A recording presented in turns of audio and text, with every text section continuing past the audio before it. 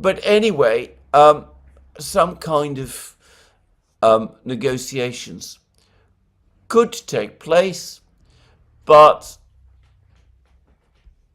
the Russians have set out very clearly their terms. Now, Lavrov did make a number of further very interesting points over the course of this actually quite massive interview. One is that he exposed the extraordinary double dealing of Emmanuel Macron. And he made the point that Emmanuel Macron, even at the same time as he takes publicly the hardest possible line on Ukraine, he talks about sending French troops to Ukraine.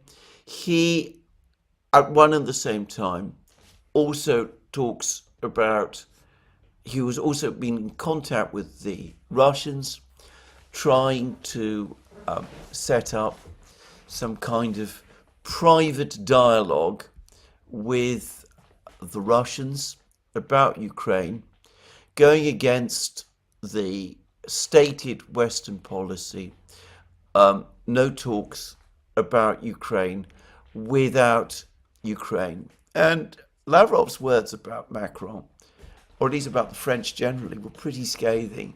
He said, our colleagues have a penchant, French colleagues have a penchant for playing a proactive role in addressing various issues. We welcome this enthusiasm, though I am uncertain about the outcomes of such initiatives and the sincerity of their intentions to play a constructive role.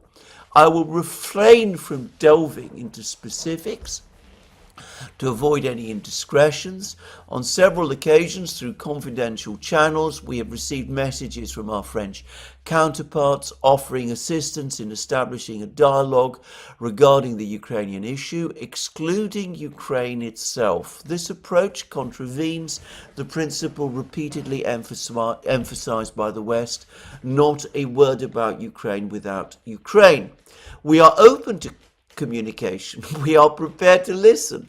However, simultaneously, France emerges as the principal advocate for deploying peacekeeping troops, and the Russian transcript of Lavrov's words, the official transcript, puts the word peacekeeping troops in quotation marks.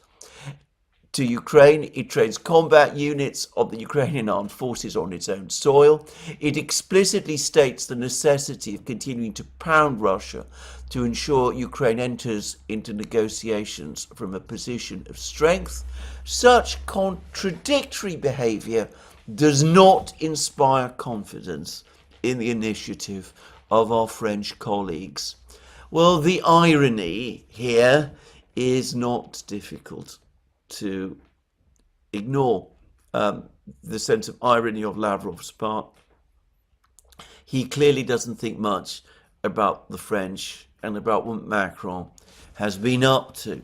By the way, I recall that about a year ago, the Russians, I think it was Putin on that occasion, disclosed the fact that they'd been receiving regular messages from a Western power seeking to establish some kind of private line of communication. I remember speculating at the time that that was probably France, and here we see Lavrov has just confirmed that it was. And at the same time, Lavrov also spoke, and this is perhaps another particularly important part of his press conference. He also spoke about the need to establish a new security structure in Europe, and my own clear understanding about